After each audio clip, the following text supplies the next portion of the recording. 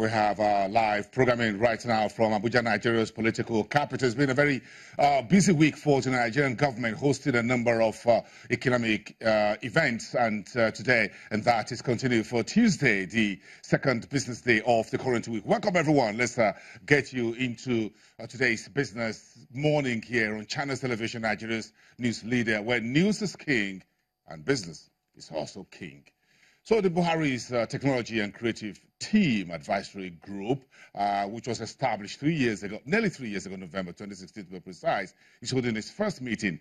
And that was yesterday when the Vice President chaired that inaugural meeting of both government and other members of the advisory group. That group was set up 3 years ago and been promoted by the current administration as part of the Industrial Policy and Competitiveness Advisory Council. The Vice President, Professor Shibajo, yesterday says the advisory group must therefore move on from now and add value to existing government policies with inclusive and all-embracing roadmap for promoting technology and creative sectors to create jobs and contribute to the overall economic growth of the government. A little bit of, if you look at Nigeria's ICT and creative sectors, which sometimes get combined together in the scheme of discussions, according to the VP, Nigeria has an estimated $70 billion in technology investment that's pouring into that sector, with the Nigeria's creative sector being described as one of the world's fastest growing. And but despite the growth that we see right now, Nigeria's ICT is still ranked 134 in terms of IT development, and that's very down on the ladder. While the creative sector at just 1.3% to the GDP. Meantime, Nigeria is in a handshake with the Moroccan authorities, one of the largest economies to the north of the continent. Nigeria-Morocco on Monday signs an agreement to conduct a feasibility study on a mega gas pipeline, and that feasibility study should be conducted no later than July the 28th or 2018. But let's get back to Abuja. Of course, today is June 12th. A number of state governments within Nigeria are in the southwest, of course, declaring a public holiday, and Lagos, Nigeria's economic epicenter, has declared a public holiday for workers in the state. But right now in Abuja, the government is going ahead to make good its promise to honor June 12th, as Democracy President Gloria is standing by at the villa, and she's the one anchoring this very important day in Nigeria's milestone into democracy, current democracy that we saw since 1919 for us. Gloria, bring us up to speed. Why this is important, who is in attendance, and what to expect today.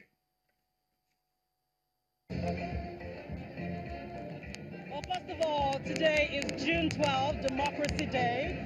We'll be replacing May 29. And of course, the stage is all set here at the banquet hall, here in the presidential villa, where we are going to be witnessing a special investiture and National Honors Award on late Moshood Kashimawo Abiola, the late hero, considered the hero of democracy. He will be honored, conferred with the Grand Commander of the Federal Republic of Nigeria, along with other heroes of democracy, including also we have Ambassador Babagana Kingebe, to be conferred with the second highest honor of the Grand Commander of the Niger, and also posthumously Chief Gani Fawaimi, Nigeria's foremost pro-democracy activist. Well, MK Abiola, late MK Abiola, was considered a widely acclaimed winner of the 1993, June 12, 1993 elections, which was eventually annulled.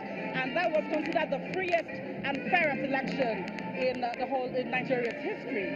So today we can see guests arriving in numbers to witness this historic day, where we'll be witnessing these three national honors on these three individuals who are heroes of democracy. We have very distinguished guests here. We have governors, members of cabinet, we have members of National Assembly, we also have service chiefs. The Chief Justice of Nigeria is also expected here, members of the diplomatic corps. Also here, interestingly, we just saw some few minutes ago, Mr. Kola Abiola, who is the first son of MK, the late MK Abiola. Also, Chief Frank Okori, the former General Secretary of NUPENG, is also here. We also have other guests, traditional rulers. I also spotted Ebenezer Obe, activists, and a lot of top government functionaries are expected to be here as well. Already the hall is getting filled up. As you can see behind me, a lot of people are getting to meet each other maybe for the first time. The anxiety is palpable here. And just in a few minutes from now, this is about 10:08.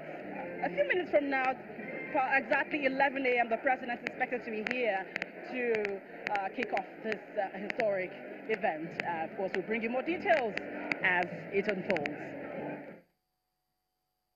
Gloria, that's quite extensive, bringing us up to speed how that very critical event is taking place as we speak, Nigeria's political capital. This is the first investiture being conducted by the Buhari's 3-year-old administration since it took office on May 29, 2015. So that is one very major event, and you can see some of the early arrivals there, very political heavyweights in Nigeria's political landscape.